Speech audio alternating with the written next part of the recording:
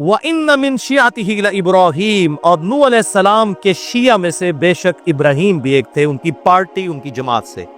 Is जाअ रब्बहू बिक़ल्बिन Salim, जबकि वो अपने रब के हुजूर इस हाल में हाजिर हुए कि वो सलीमुल फित्रत दिल के साथ आए, परवर्टेड नेचर नहीं थी, तौहीद के ऊपर थे। इज़ क़ाल लि अबीह, जब उन्होंने अपने बाप से कहा, व कौमिही, और अपनी कौम से, माज़ा तअबुदून, तुम किसकी पूजा करते हो?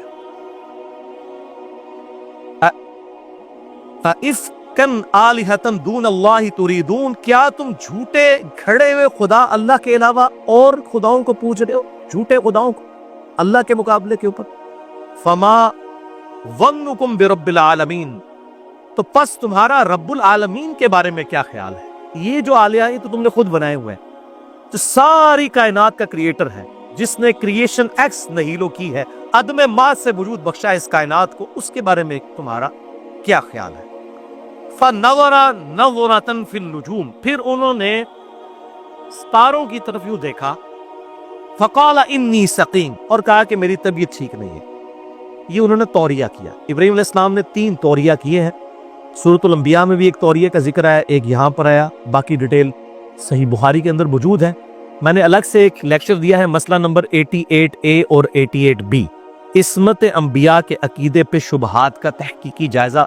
उसमें मैंने इन अहादीस का दिफा किया है कि ये तौरिया करना बसा औकात दावत और तबलीग के लिए, बाज़ औकात जान बचाने की गर्ज से, जिसमें दोनों तरफ मतलब निकलते हों। बज़ाहिर वो स्टेटमेंट झूठी होती है, लेकिन बोलने वाले की वजह से दोनों तरफ जा रहे होते हैं, वो जो उसका मतलब है वो सच्चा ले रहा होता है, इसे तौरिया कहते हैं। आज मैं डिटेल में नहीं जाऊंगा, मैंने आपको मसला 88A और B बता दिया।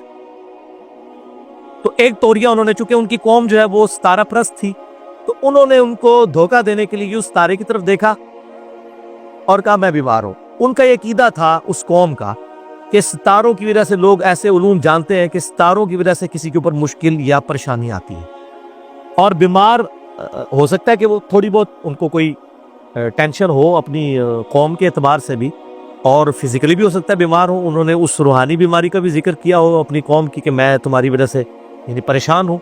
बहरहाल ये उन्होंने हीला इसलिए इख्तियार किया ताकि वहाँ पर एक सालाना मेला लग रहा था, पूरी कौम उस तरफ जा रही थी, और इब्राहीम अलैहिस्सलाम ने इत्तनाल किया कि मैं इनके बुतों के साथ फिर कुछ करता हूँ ताकि इनको दावत व तबलीग वाला मामला किया जाए। वो पूरा डिटेल वाक़या सूरतुल अंबिया में आता है, उसमें मेरा मसला नंबर 145 रिकॉर्डेड मौजूद है। अल्हम्दुलिल्लाह यहाँ पर उसका कुछ हिस्सा नकल होगा। फतवल्लू अन्हु मुदबिरीन, चुनाचे वो लोग उन्हें पीछे छोड़कर मेले पर चले गए। अब वो पूरा गांव खाली हो गया। फरागा इला आलिहतिहिम फकाला अला ताकुलून, आप चुपके से उन झूठे माबूदों के पास आए जो उन्होंने बुत बनाए हुए थे, और कहा खाते क्यों नहीं हो? उनके सामने इतनी बड़ी बड़ी ट्रेयों में उन्होंने खाने ला के रखे हुए। बेसिकली खाने तो उन्होंने वहाँ के जो मुजावर है उन्होंने अपने पेट पालने के लिए रखे होते हैं। यहाँ पे भी अब यही होता है दरबारों के ऊपर, चाहे वो हिंदुओं के हो चाहे मुसलमानों के। वो ज़ाहिर है वो जो बुजुर्ग साहिब कब्र है उसने कहाँ से खाना पीना है? अगर वो नेक है तो अल्लाह की जन्नतों में है, और अगर बद है तो इस खाने से आप उसको कोई नफा नहीं पहुंचा सकते। वो तो बाहर के जो लोग हैं उन्होंने अपने पेट जो है वो मोटे करने होते हैं, तो उन पे चढ़ावे जो चढ़ाए हुए थे। तो इब्राहीम अलैहिस्सलाम ने तंज के तौर पर उनसे गुफ्तगू की कि वो खाने क्यों नहीं हो, खाओ ना आगे जड़ा माल पिया है जे। अच्छा मालकुम ला तंतिकून, अब उन्होंने क्या जवाब देना था? फिर उन्होंने कहा कि जवाब क्यों नहीं देते? तो वैसे तो कहते हैं ना वो जनाब, वो बुजुर्ग तो जनाब इतने 100 मील से भी दूर सुन लेते हैं, और ये सारे मामलात यहाँ पर भी बुतों के बारे में अगर उनका ये अकीदा था कि आले हैं तो सुनते क्यों नहीं हो, जवाब क्यों नहीं देते? फराग अलैहिम ज़रबम बिल यमीन, फिर उन्होंने पूरी कुव्वत के साथ ज़रब लगाई अपने दाएं हाथ से और सारे बुतों को तोड़ दिया। सूरतुल अंबिया में आता है कुल्हाड़ा लेके उन्होंने सारे बुत तोड़े, और जो सबसे बड़ा बुत था उसके कंधे के ऊपर उन्होंने वो रख दिया कुल्हाड़ा। और फिर जब वो कौम आई तो उनके साथ भी तौरिया किया और कहा कि इनके बड़े से पूछो। यानी वो ये कहना चाह रहे थे कि अगर ये बोलता है तो पूछ लो किसने किया, ठीक है, इनके बड़े ने किया होगा। और बड़े से मुराद उन्होंने अपने दिल में अपने आप को लिया कि जो उनसे ज्यादा ताकतवर और बड़ा है, और उनको ये समझ आई कि ये कह रहा है कि ये बड़े बुत ने किया होगा। तो उन्होंने कहा यार ये, तुमने कहा इब्राहिम तुझे पता तो है ये कुछ नहीं कर सकते। फिर इब्राहिम अलैहिस्सलाम ने वहां पे खुतबा तौहीद दिया कि जो तुम्हें पता भी है तो तुफ है तुम पर भी और तुम्हारे आबा अजदाद के ऊपर भी। यानी ये भी उम्मत इब्राहिमी है ना। यहाँ पे कहते हैं जरा बुजुर्गों का नाम एहतराम से ले। इब्राहिम अलैहिस्सलाम ने तो बुजुर्गों को पहले जेड़ा लम्हा पाया है, उन्होंने कहा तुफ है तुहाडे उत्ते भी तुहाडे बुजुर्गों उत्ते भी। کہ تسی لوگ بے دلیل اس طرح کے معاملات میں. اب یہ مثالیں لا کے دیتے ہیں. وہ دیکھیں جی حضرت موسیٰ علیہ السلام کو اللہ نے کہا فرعون سے اس طرح بات کرنا. بھائی یہ امت جو ہے ابراہیمی ہے, یہ امت توحید ہے, یہاں پہ ابراہیمی خون ہے, اس لیے ہم توحید کے معاملے میں بہت سینسٹیو ہیں, کیونکہ شرک is the most sensitive issue in the sight of اللہ. اللہ کے حضور شرک سے زیادہ حساس معاملہ ہی کوئی نہیں ہے. کیٹاگوریکل قرآن حکیم میں سورۃ النساء کی آیت نمبر 48 اور 116 میں مینشن ہوا, ان اللہ لا یغفر ان یشرک بہ ویغفر ما دون ذلک لمن یشاء. بے شک اللہ شرک کو کبھی معاف نہیں کرے گا, اس کے علاوہ ہر گناہ معاف کر دے گا, وہ بھی اوپن لائسنس نہیں, جس کے لیے چاہے گا. شرک کے علاوہ ہر گناہ معاف ہو سکتا ہے. ہاں دنیا میں شرک بھی معاف ہو جائے گا. سورۃ الفرقان کی آیت نمبر 70 میں آیا کہ دنیا میں شرک سے توبہ کر لے, ہم اس کے گناہوں کو بھی نیکیوں سے بدل دیں گے الحمدللہ. بہرحال توحید اور شرک کے حوالے سے الحمدللہ ہزاروں لوگوں کی عقیدہ توحید کی اصلاح کا سبب بننے والا میرا ایک لیکچر ہے, مسئلہ نمبر 3, دعا صرف اللہ ہی سے, اور اسی کی ایکسٹینشن ہے وسیلہ اور توسل کے صحیح احکام و مسائل, مسئلہ نمبر 43. جسے شوق ہو تو وہ دیکھے, میں آج اس کو اسکپ کرتا ہوں, ادروائز وہ سارا ٹیسٹ ڈسٹرب ہو جائے گا اس حوالے سے جو ہم ڈسکشن کر رہے ہیں. تو انہوں نے اس سارے بتوں کو توڑ دیا. فَأَقْبَلُوا إِلَيْهِ يَزِفُّونَ, تو وہ سارے وہ بیلے سے جب رنگ رلیاں بنا کے واپس آئے دوڑتے ہوئے, قَالَ أَتَعْبُدُونَ مَا تَنْحِتُونَ, آپ نے فرمایا کیا تم پوجتے ہو انہیں جنہیں تم خود تراشتے ہو, وَاللَّهُ خَلَقَكُمْ وَمَا تَعْمَلُونَ, جبکہ اللہ تعالیٰ نے تمہیں بھی پیدا کیا ہے اور جو کچھ تم پیدا کرتے ہو اس کا بھی الٹیمیٹ خالق اللہ ہے. یعنی یہ جو بت تم نے تراشے ہیں اس کے لیے پوٹینشلی طاقت کس نے دی ہے؟ اللہ نے. اسے مسئلہ تقدیر کے چکر میں نہیں ڈال دینا چاہیے. بعض لوگ اس طرف بھی, قدریہ جو جبریہ, وہ اس طرف چلے گئے کہ ہم جو زنا بھی کرتے ہیں, نعوذ باللہ, برائی بھی کرتے ہیں, تو اس کا خالق بھی اللہ ہے. تو وہ اس آیت سے لیتے ہیں کہ اللہ نے تمہیں بھی پیدا کیا اور جو تم اعمال کرتے ہو اس کا خالق بھی اللہ ہے. حالانکہ اسے دقت نظر سے دیکھیں, اس میں بتوں کے کانٹیکسٹ میں بات ہو رہی ہے کہ جو کچھ تم کر رہے ہو تمہیں بھی اللہ نے پیدا کیا, اور جو تمہارے اعمال ہیں یعنی ان بتوں کو جو تم نے تراشا ہے, یہ پوٹینشلی طاقت کس نے دی تھی؟ اللہ نے. تو در حقیقت اللہ خالق ہے. تمہیں چاہیے تھا اللہ کو پوجتے اس کی طاقت سے, بجائے اس کے مقابلے پر بت تراشنے کے اللہ کے سامنے سر تسلیم خم کرتے. یہ اس کی اپروپریٹ تشریح بنے گی. قالوا ابنوا له بنیانا, انہوں نے اب کیا کرنا تھا, انہوں نے کہا جی کھودو اس کے لیے بڑی سی ایک جو ہے وہ زمین میں آتش کدہ بناؤ. فالقوه فی الجحیم, پھر اسے اس آگ میں پھینک دو. فارادوا به کیدا, انہوں نے تو چاہا تھا آپ کا برا کرنا. فجعلناہم الاسفلین, لیکن وہی خود ذلیل و خوار ہو گئے. وہ سورۃ الانبیاء میں آتا ہے, اللہ نے کہا کہ ہم نے حکم دیا اے نار ٹھنڈی ہو جا ابراہیم پر اور سلامتی بن جا. اتنی ٹھنڈی نہ ہو جائے کہ ان کو ٹھنڈ لگنا شروع ہو جائے, سلامتی والی ٹھنڈی ہو جائے. اور وہ آگ ٹھنڈی ہو گئی. اتنی بڑی آگ جلائی تھی انہوں نے. اور صحیح بخاری میں اس کانٹیکسٹ میں ایک حدیث ہے کہ سیدنا عبداللہ ابن عباس کہتے ہیں رضی اللہ تعالیٰ عنہ کہ ابراہیم علیہ السلام کو جب آگ میں پھینکنے لگے تھے تو انہوں نے اس وقت پڑھا تھا حسبنا اللہ و نعم الوکیل, ہم نے اللہ ہی پر بھروسہ کیا, ہمیں اللہ ہی کافی ہے اور وہی بہتر کارساز ہے. اور تمہارے محبوب صلی اللہ علیہ وآلہ وسلم بھی ہر مشکل اور پریشانی میں کہتے تھے حسبنا اللہ و نعم الوکیل. میرا ایک کلپ بھی یوٹیوب پہ لاکھوں لوگ دیکھ چکے ہیں, مصیبت اور پریشانی سے بچاؤ کے 3 وظائف, حسبنا اللہ و نعم الوکیل, یا حی یا قیوم برحمتک استغیث, اور لا الہ الا انت سبحانک انی کنت من الظالمین. احادیث کے ریفرنسز کے ساتھ میں نے ڈیٹیل سے ڈسکس کیا, میں نے صرف اشارتاً بات کر دی. تو اللہ تعالیٰ ماتا ہے انہوں نے برا چاہا تھا لیکن اللہ نے ان کو ذلیل و خوار کر دیا. وقال انی ذاہب الی ربی سیہدین, انہوں نے کہا میں تو اپنے رب کی طرف جا رہا ہوں, وہ میری رہنمائی کرے گا. یعنی جبلی ہدایت پہ تو ابراہیم علیہ السلام تھے, انہوں نے شرک کبھی نہیں کیا. نبی ہمیشہ سے اللہ کی حفاظت میں ہوتا ہے, لیکن مبعوث بعد میں ہوتا ہے جب اللہ چاہتا ہے. حضرت عیسیٰ علیہ السلام کو ماں کی گود میں مبعوث کر دیا, ہمارے محبوب صلی اللہ علیہ وآلہ وسلم کو 40 سال کی عمر میں مبعوث کیا, لیکن اللہ کی حفاظت میں تھے. وہ 40 سال کی زندگی بھی اللہ نے دلیل بنائی ہے سورہ یونس کے اندر آیت نمبر 15 میں کہ نبی فرما دیجئے میں اتنا عرصہ تم میں رہوں. کوئی ایسی بات مجھ سے دیکھی ہے جو اگر میں یہ دعویٰ کر رہا ہوں یہ کتاب اللہ کی طرف سے آئی ہے, میں نے کسی فلاسفر کی شاگردگی نہیں کی, میں نے کسی شاعر کی سامنے جو ہے وہ دوزانوں نہیں بیٹھا جا کے, میں نے ایسا کلام کیسے, یہ سوائے اس کے کہ یہ ڈیوائن سورس ہے اس کا. تو اللہ تعالیٰ ماتا ہے جب انہوں نے دعا کی ربی حبلی من الصالحین, اور انہوں نے یہ دعا کیا اللہ مجھے کوئی نیک بچہ عطا فرما.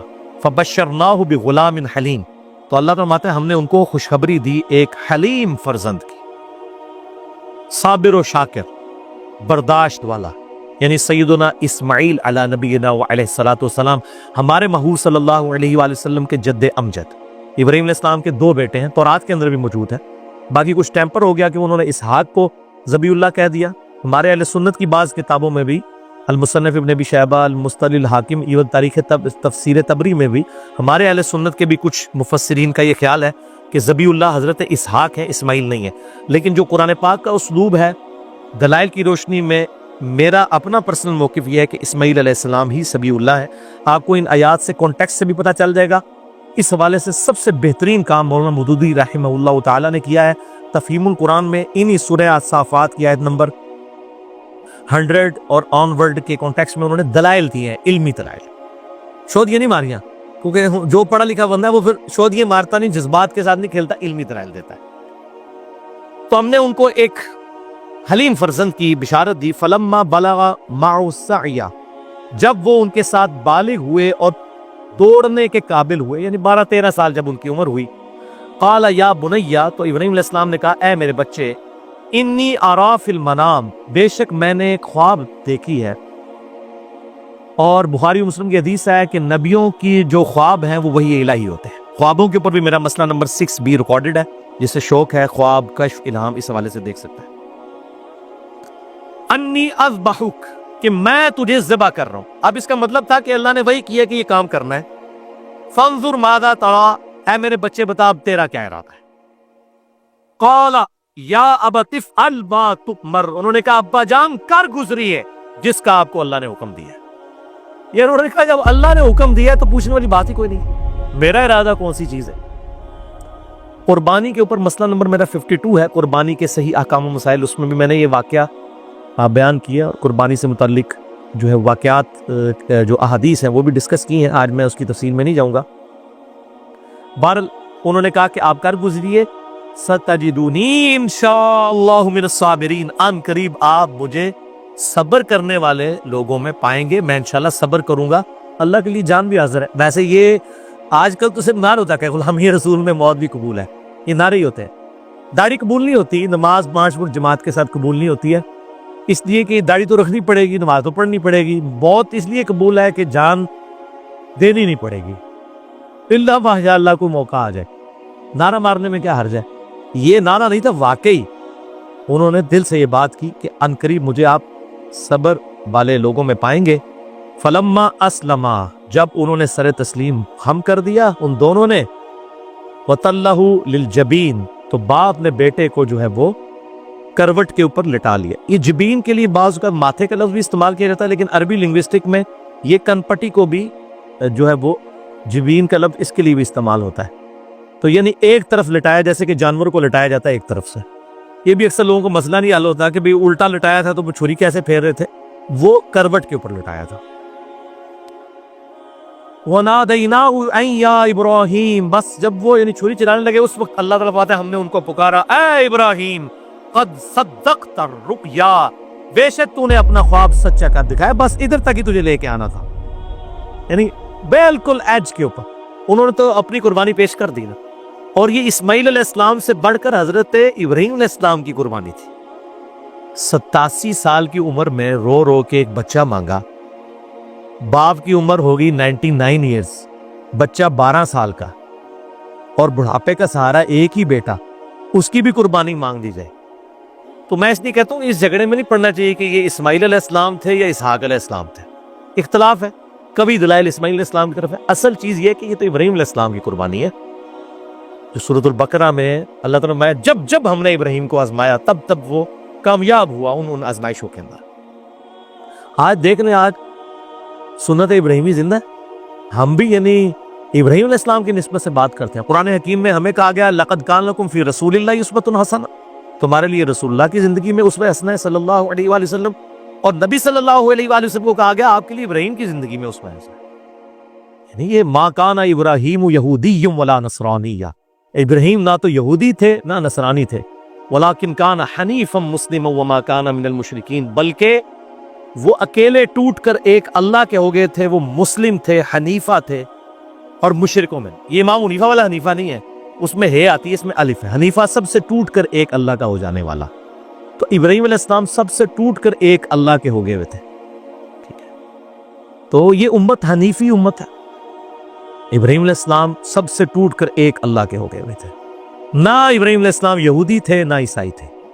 اور ڈاکٹر اسرار صاحب رحمہ اللہ تعالی، اللہ تعالیٰ ان کی غلطیاں معاف کرے، ان کو نیک کاموں کا اجر دے، وہ جب یہ آیت پڑھا کرتے تھے تو کہا کرتے تھے کہ ابراہیم علیہ السلام نہ یہودی تھے نہ عیسائی تھے بلکہ وہ تو مسلمان تھے. تو وہ کیا کرتے تھے کہ مسلمانوں، نبی صلی اللہ علیہ وسلم نہ سنی تھے نہ شیعہ تھے، وہ بھی مسلمان تھے، تو آپ بھی مسلمان ہو جاؤ. اور حقیقت بات ہے، قرآن حکیم میں نہیں آیا قل اننی ہدانی ربی الی صراط مستقیم. اے نبی فرما دیجئے صلی اللہ علیہ وآلہ وسلم، مجھے تو میرے رب نے سیدھا راستہ دکھا دیا ہے. دینا قیما ملت ابراہیم حنیفہ، وہ دین جو کہ قائم ہے ابراہیم علیہ السلام کی ملت پر، جو سب سے ٹوٹ کر اللہ کے ہو گئے تھے. وما کان من المشرکین، ابراہیم مشرک نہیں تھے. قل ان صلاتی ونسکی ومحیای ومماتی للہ رب العالمین. اے نبی صلی اللہ علیہ وآلہ وسلم یہ بھی فرما دیجئے کہ بے شک میری نماز، میری قربانی، میرا جینا، میرا مرنا سب اللہ کے لیے ہے جو سارے جہانوں کا پالنے والا ہے. لا شریک لہ، میں اس کے ساتھ کسی کو شریک نہیں ٹھہراتا. وَبِذَلِكَ أُمِرْتُ وَأَنَا أَوَّلُ الْمُسْلِمِينَ، اور اسی کا مجھے حکم بھی ہوا ہے اور سب سے پہلا مسلم، فرما بردار، تابع فرمان اپنے رب کا میں ہوں، سب سے پہلے میں مسلم. تو نبی صلی اللہ علیہ وآلہ وسلم سنی شیعہ کی تفریق سے بلند تھے. الحمدللہ ہمیں بھی اپنے آپ کو مسلمان کہنے پر فخر محسوس کرنا چاہیے. ان ھذا لہو البلاء المبین. قربان جائیں ابراہیم علیہ السلام کے. یار جس کو اللہ کہہ رہا ہے کہ ابراہیم علیہ السلام کو اللہ فرماتا ہے بے شک یہ بہت بڑی آزمائش ہم نے ڈال دی تھی ابراہیم کی. یعنی ہم تو کہتے ہیں نا کہ اللہ تعالیٰ کے لیے کچھ بڑا کام کر جائیں، اللہ فرماتا ہے ہم نے بہت بڑی آزمائش ڈالی ابراہیم کے اوپر اور وہ کامیاب ہوئے. وَفَدَيْنَاهُ بِذِبْحٍ عَظِيمٍ، اور ہم نے بچا لیا ایک عظیم فدیے کے. بس وہ مسند احمد میں ڈیٹیل آتی ہے کہ وہ ایک مینڈا نازل ہوا تھا اور اس کے سینگ جو ہیں وہ خانہ کعبے کے اندر موجود تھے. حتیٰ کہ جب یزید نے جو ہے وہ عبداللہ ابن زبیر پہ چڑھائی کی اور منجنیق سے خانہ کعبہ شہید ہو گیا، جو صحیح مسلم میں بھی ڈیٹیل آتی ہے اس کی کتاب الحج چیپٹر کے اندر، تو وہ مینڈے کے جو سینگ پچھلے سمجھ لیں آپ 3,500 سال سے وہاں پر موجود تھے، وہ پھر جل گئے اس میں.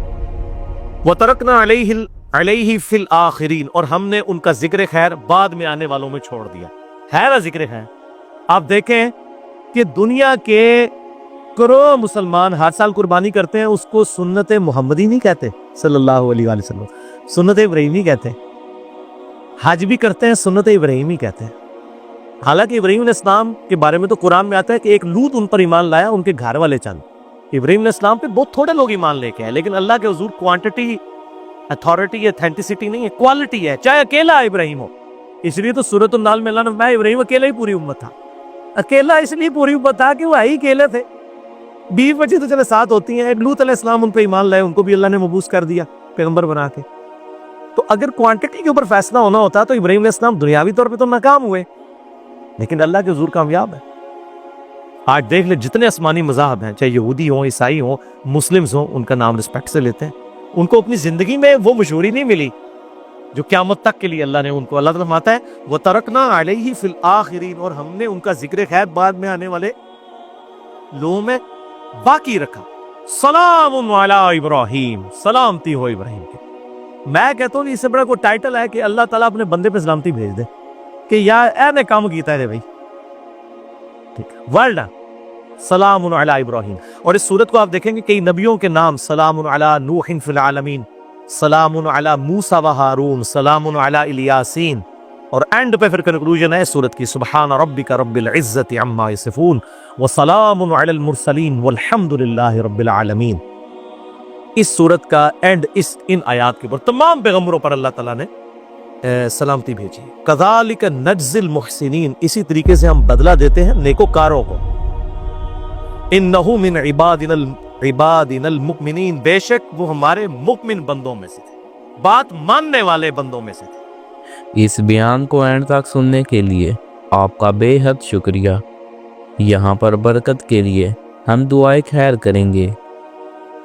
یا اللہ پاک اس بیان میں جو نیک باتیں ہم نے سنی اس پر ہمیں عمل پیرا ہونے کی तौफीक अता फरमा।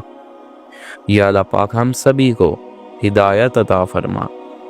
या अल्लाह पाक हमें अपने और अपने हबीब की सच्ची मोहब्बत व अताअत नसीब फरमा। या अल्लाह पाक हमारी ज़िंदगियों में, इज़्ज़तों में, आमाल में बरकतें फरमा।